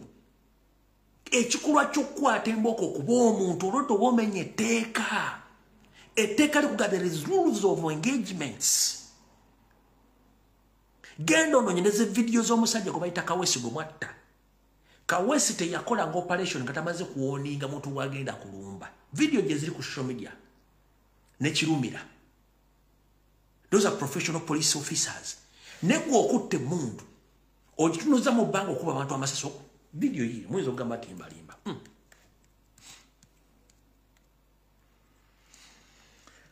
Wano wabadde wekyetaagisa okuba omuntu.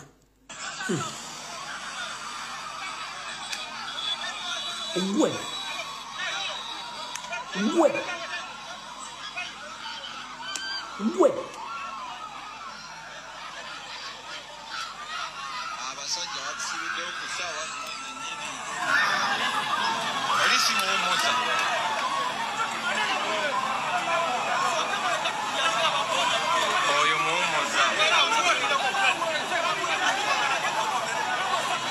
abasajja batusibiddeyo konvoyi ya pulezidenti bagisibiddeyo poliisiyo ne bagisiba baagala tujjako baagala tusalako tiimu baagala tusalako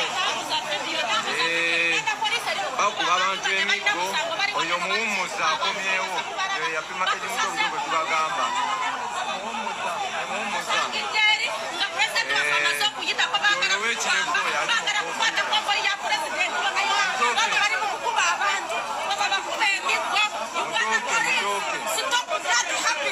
bakimusaako konvoyi balabe twalemezzaako kamera ne bata omukulembeze omulungi alinda kubajasibe kati katugende twendereye tugenda Butambala na Gomba kirina okuggwa abasazeeko bonna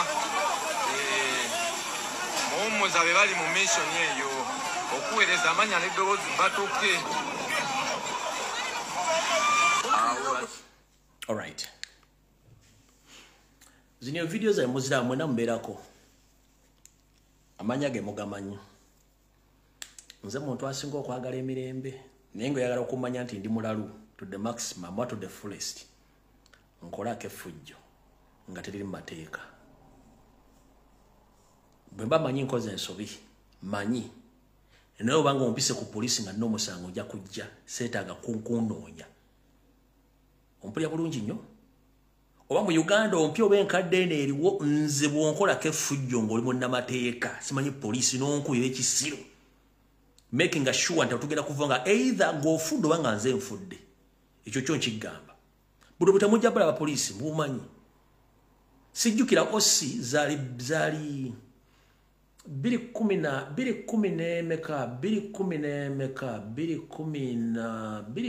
ya police echengera twalina family rangozi police echengera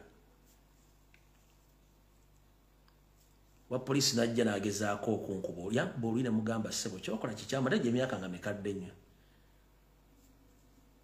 ne mugamba sebo kyokola kikyamu naleeta omuggo yagunkwata twevulungira ka police kechengera bagenda otujjawo nga ndi redo okuntwala okunsiba yankubono soka nensirika byama kuba bamugamba nti oyo ettabbo ayogera nnyo ayogera nnyo akayagala nga bali bawadde denguzi bwe yaleeta omuggo baatutaasa butaasa naye kye namukola osi yaŋŋamba atendi we olwa damages nali mukozeeko ne basooka mugamba nti you are wrong bamugamba you are wrong yewe nga masasula medical bill n'egisasula naye nga kye namukola nkoko bazzukulu nze ndi muntu ayagala emirembe ne bwonkolako effujjo eritali mateeka bulaza na principles ziri bbiri nsobola okuviira ne ŋŋenda but gwe jangu nnumbe we ŋŋenze ekyo sibuuza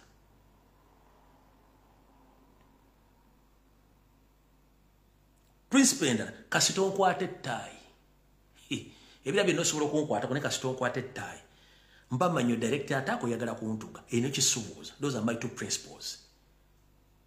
Kati mwa bapolisi mukubakuba abantu ojja sanga omuntu nga yayiika dda windows agenda akuyisemu wamba akuyiwe.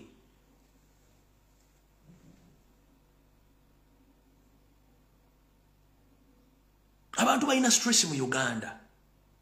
Talina wasula, talina kyakulya, blood bank mubanja, ennyumba bagisenze, ekyapa kye bakibbye, amubbye amulaba, ate amubbye omanyi nti omuntu ayinza okubba e Kampala n'akuvuma n'akumanyiira. Omubbi e Kampala akubba n'akuvuma n'akuyita n'omusiru omubbi akubbye n'atakomawo n'akusiba n'okusiba e Kampala awo e Kampala awo olejja nakusibako omusango ne bakusiba from nowhere tolina kintu kyonna akubbye sente zo bakufeze sente za visa n'akuteekako embeera ne bakusiba makuba. Kati muganda wange police mumanye nti abantu bano muliko bakoowu baagala change balina ebizibu byabwe.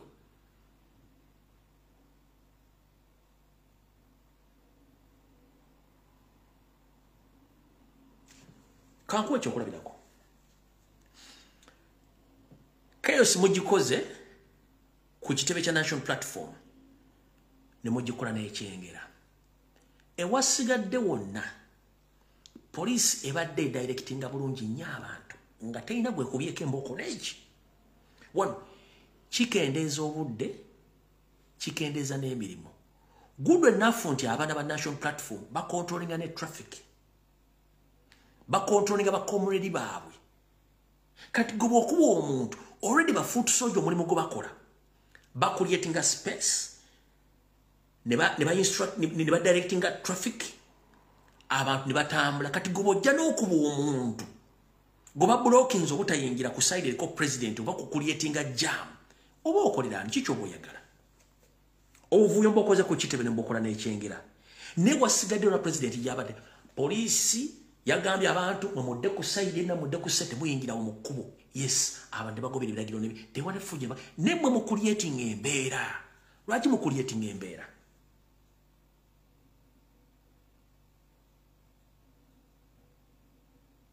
police officer eno message yange njala gibategeeza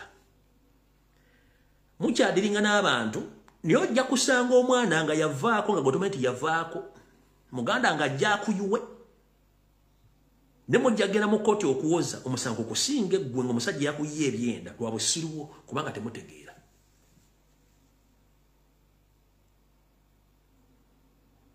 poliisi toteekeddwa kuba muntu nga talina musango ekyo tikiriyo nkiddamu poliisi terina lukusa lukuba muntu nga talina musango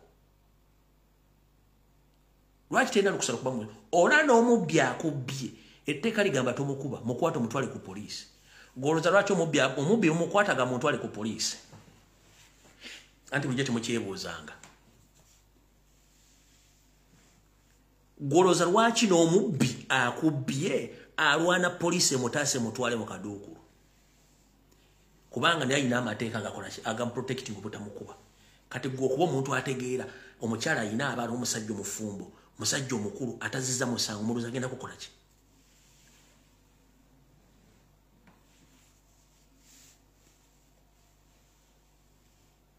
tolina lukusa lukuba muntu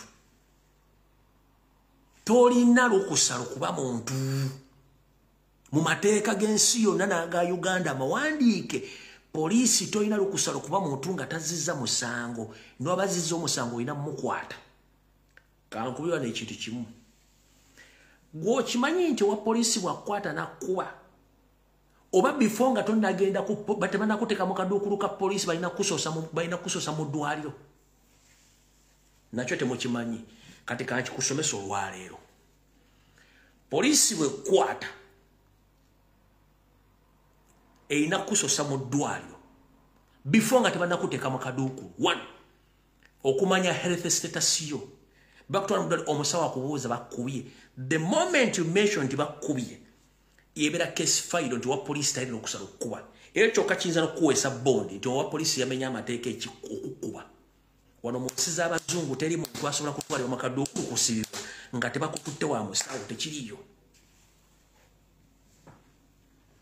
era bakubuuza bakubyeko nti nanotisinga wansi bw'ogamba nti bakubyeko nga bakutwala mu kasenge nga bakebera kasita bakizuula nti bakubyeko nga bawandika medical report ono yakubiddwe bakubuuza yakubidde ekintu tewali nga bakiteeka wansi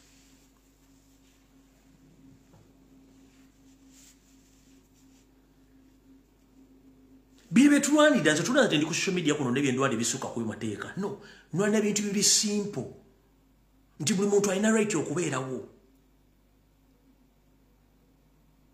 gwe nkugende n'omubbi akubbye lwaki agamumpitire poliisi munyambe poliisi lwaki kuba naye amanyi alina amateeka gakola agamuprotecting omubbi oyo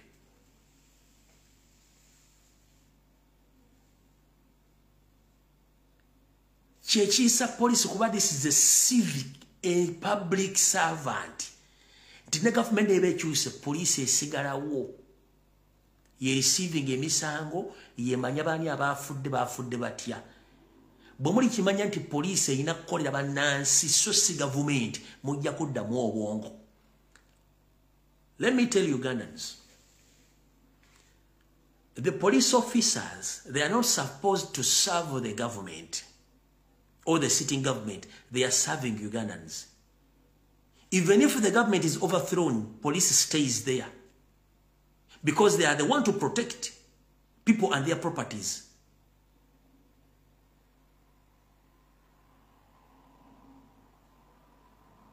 That's why it is very rare to find a policeman.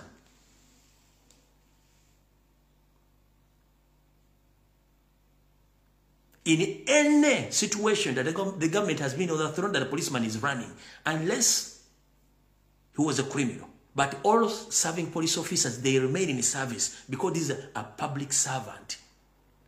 He's supposed to serve people, not a sitting government. No, moina ku serving abantu. Nti government newe vuddeko, abamaje basobola okudduka, police teyinza kudduka. Kudda ku muntu okuba, osamba, okidnapping, azifu, etteka terikukkiriza. You are supposed to keep law and order. Law okukuma mateeka n'ebiragiro, law and order. Or to enforce law and order. Gwe mulimu gwa to enforce law and order. So when you pull out of what? A solid wire to beat an innocent Uganda who is not violent or an armed person, are you protecting or are you enforcing the law? Or are you putting the order in the place? No. Sigenda basomesa kuba sinzira batwala mu police. Wabula bodde musomesa mateeka, go basomesa ga mu police training school. Mutandika okutegera omwina okujja. Temwina kusavinga mu 7. Mwina kuma mateeka na biragiro okuma bana Uganda n'ebintu byabo. Ekintu ky'okuba bana Uganda mu kirekera awo. Ojja kuba omulala agenda kwesibako. Nkiddamu kobere wa military toyina lukusalo kuba muntu. Ojja kuba omwana akwesibeko nga nawo oluvuluko kube ku gaali mumuwo temulya. Fun enough, muli unfit, temulya, muina stress, musula bubi. Ojja kugwa ku mwana nga alina same habits, same behaviors, same problems. Kati musinkane nga muli ku positive. Mujja kwetwala. Temulya, musula bubi, muli unfit, musula mu tent, abaana mwe tebasoma, muina buli kizibu eki. Ojja kuba omwana emboko nga mufaanaganya ebizibu agambe ekimala akuyole.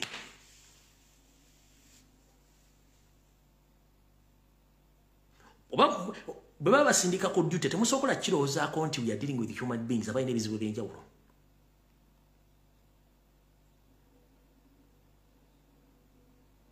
Mbabuuza gwe police officer gwe basindika ku duty okujja tokirowoozaako nti mudiringa ne public erina ebizibu ebyenjawulo nga mufaanaganya ebizibu almost ebizibu ebimu.